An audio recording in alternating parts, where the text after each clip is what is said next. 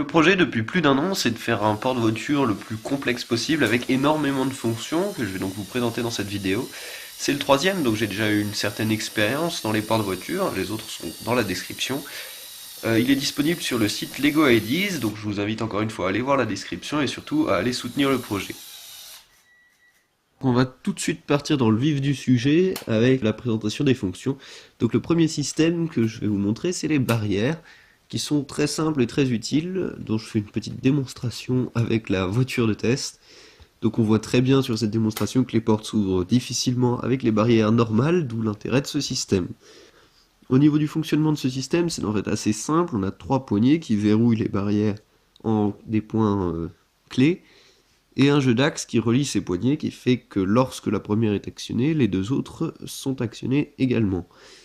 Et lorsque la première poignée est relâchée, un ressort rappelle la troisième en position verrouillée et le jeu d'axe envoie également la deuxième en position verrouillée. Donc pour toutes les autres fonctions qui sont électriques, on commence comme sur le vrai camion par allumer le moteur. Avec une seule différence, c'est que sur le vrai camion, c'est une pompe qu'on allume parce que c'est hydraulique. Les fonctions vont dans les deux sens, indépendamment du sens de rotation du moteur, donc il est possible de le laisser en route, tout simplement. Les fonctions sont un peu lentes, mais en fait leur vitesse est très réaliste. Simplement avec l'échelle du camion, on trouve ça très lent. Comme sur un vrai véhicule, on a un système de réglage des suspensions qui n'est pas très impressionnant parce que il a très peu d'amplitude, comme sur un vrai véhicule, en fait ça se joue que sur quelques centimètres, et dont la vitesse est peut-être un peu trop réaliste. Là pour le coup il est vraiment lent. Le premier système que j'ai créé, c'est un système de rallonge que je trouve génial parce qu'il est super plat. Enfin, la rallonge est très plate, elle est assez facile à entraîner et surtout elle est quasiment invisible quand elle est repliée.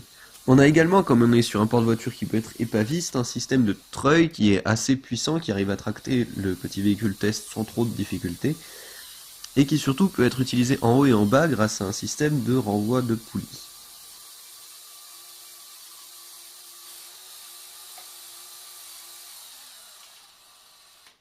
La fonction qui est assez spécifique au porte-voiture, c'est le système à compas, qui est assez puissant et qui est pourtant monté sur des petits vérins. Il lève le plateau haut quasiment sans que le moteur ne force.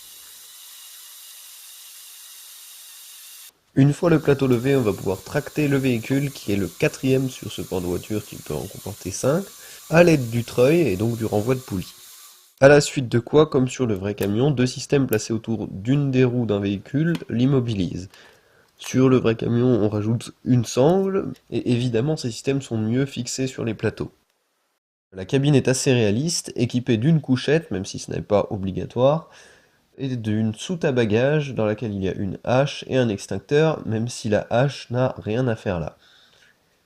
On peut également lever la cabine à l'aide du plateau avant, donc qui est manuel comme sur un vrai camion, parce qu'en fait c'est l'équivalent du capot, et les petits vérins supportent sans aucun problème de lever notre voiture test.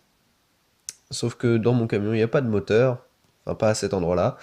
On voit uniquement le servomoteur sur lequel est articulé l'essieu avant.